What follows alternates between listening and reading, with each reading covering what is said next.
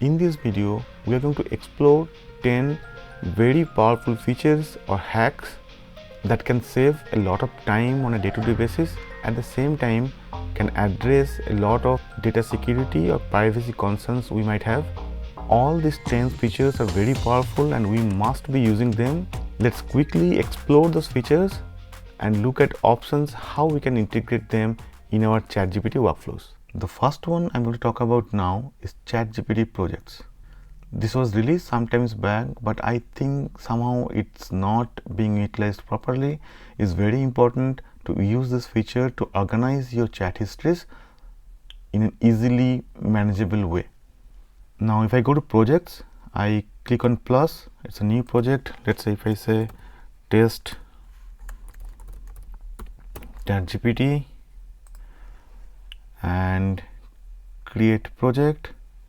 Now under project you can see this now. So once you click on the project, now you can go here and let's say I'm looking for renewable energy sources. Now as you can see, this new chat is getting grouped under the project test ChatGPT. So this is very useful to organize your chats. Now you can click on these three dots and delete the project if you want. If I'm working on different things at the same time, I just create separate projects and then include my chats into those projects. Now let's say I already have a chat window that you want to move into this project, so you can click on these three dots and then add to project, and you can select this project, whatever project you want to move in, so it will get moved into that project. Next feature I am going to talk about now is basically looking at your chat history and the search option. So if you go here on the left hand side, you get your chat history by let's say today, yesterday, week before and more.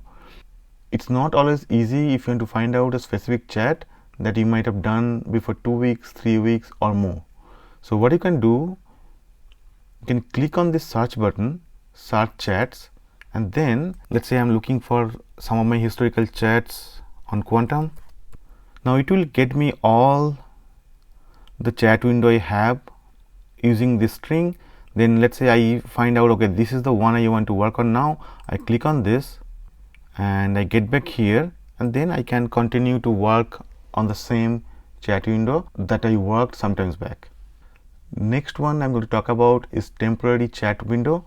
So if you go here, you have a button for temporary. So if you click on that, this chat won't appear in history, use or update ChatGPT's memory, or be used to train our models. For safety purpose, we may keep a copy of the chat up to 30 days. If you're working on a chat session that involves information that you are not comfortable sharing with OpenAI or ChatGPT, and you don't want to keep any trace of that information, this is the way to go. So you just go to temporary chat and work on that, so ChatGPT won't remember anything or won't store anything basically. This feature is very important in terms of data privacy and what you want to share with ChatGPT and not.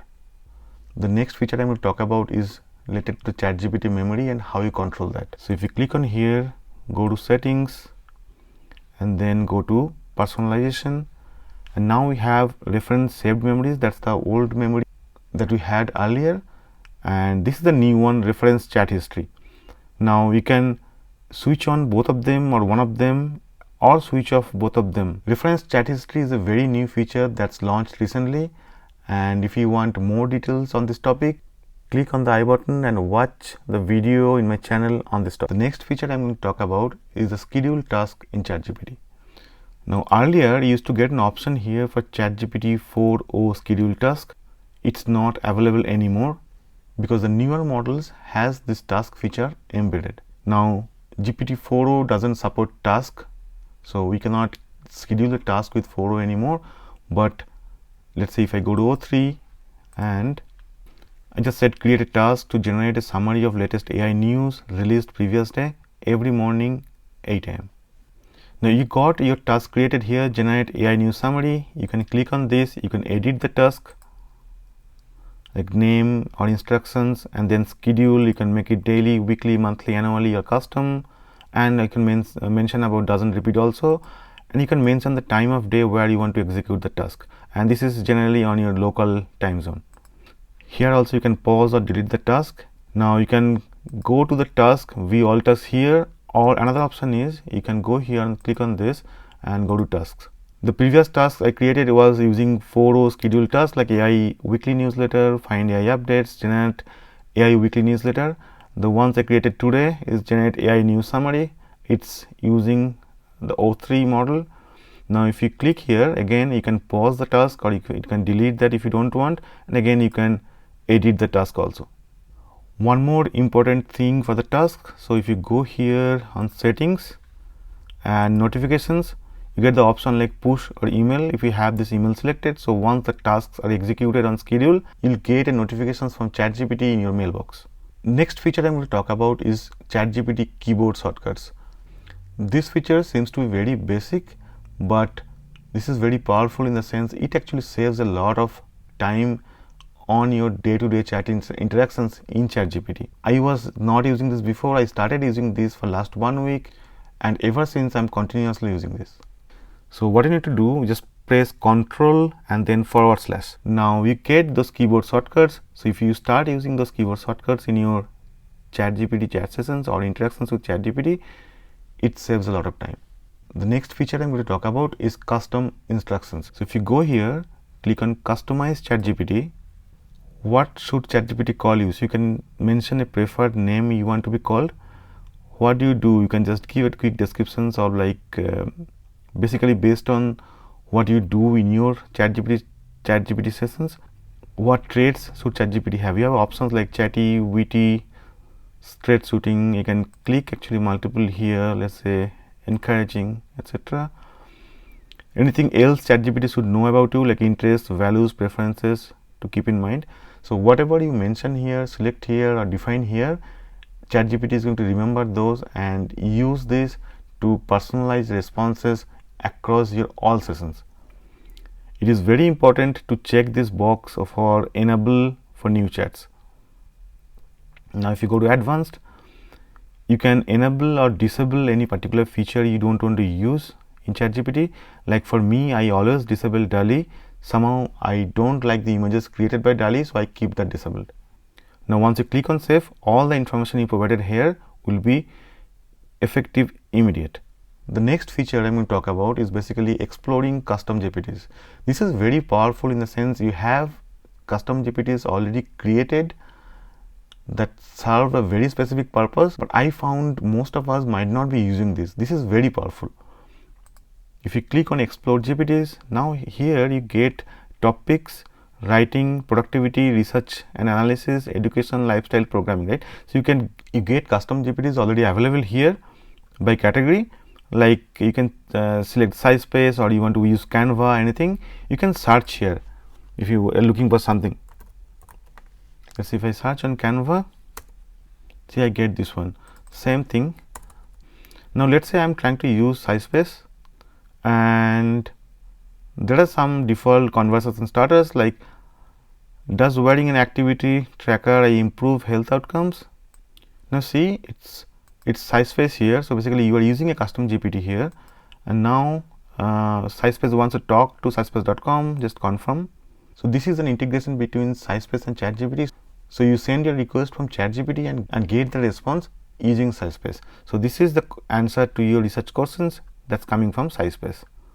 Now going back to explore GPTs. So for free tier, actually you get to use this custom GPTs, but for paid users, you have an option to create your own custom GPT. If I click on create here, now you can create custom GPT by two methods. First, create based on prompt. So you can write in prompt here, and the second one is configure, like name, description, instructions, conversation starters. Now this section for knowledge is very important if you want to upload some that actually provide specific information to ChatGPT, so that your answers are not generic, and at the same time you can choose what capabilities you want to include here, like code interpreter, data analysis, photo image generation, canvas and web search.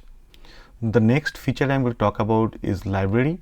If you're creating a lot of images using the new image model in ChatGPT, so what happens, your image remains in your different sessions. Let's say after 1-2 days or a few weeks, you want to figure out or find out an image that you might have created earlier, it's not easy. You have to scan through the different sessions and then find out the one you create. Now with this library feature, it's very easy. So once you click on library, it actually gets all the images you have created across different ChatGPT sessions into a single place. Now if you want to work on any particular image, you can select from here, then edit image, and you can write your prompt to continue working on that particular image. The last feature I'm going to talk about in this video is the canvas. Let's say I go and selected this model 4.0 and I'm writing a question here, renewable energy sources. Now I select canvas and then enter. I found canvas is feature most of the users might not be exploring much, but it's very important and very powerful feature.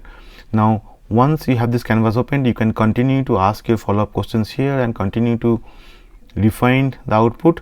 On the other hand, if you go on this side, now this section actually for suggested edits, you can go and click on, let's say, adjust the length. So you can click on this and you can adjust the length of the response. Now you have like reading level. If you click on that, keep current level, you can move it little bit up, let's say high school, and then college, etc., and then go down, keep current reading level, then middle school, and then kindergarten. Now you can add final polish to your output and add emojis also. Let's say if I want to add emojis, then word sections. Let's say if I add emojis to words. Now you can see the words are getting emojis added here. For me, these edit options are really helpful to kind of format and polish your final output that you might be ready to post in an external blog site. Now one more thing is like this copy one. So once you click on the copy, it's very easy to copy this, and then let's say you want to put this into Word document, you can take it there very easily. All of these 10 features are very important, but I think most of us might not be using this, so that's the reason I created this video. If you're not using some of these features, please let me know your feedback in the comment section. If you like this video, please press the like button. Thanks for watching. If you like such content, please visit my YouTube channel Dr. Priyan Dreams and subscribe.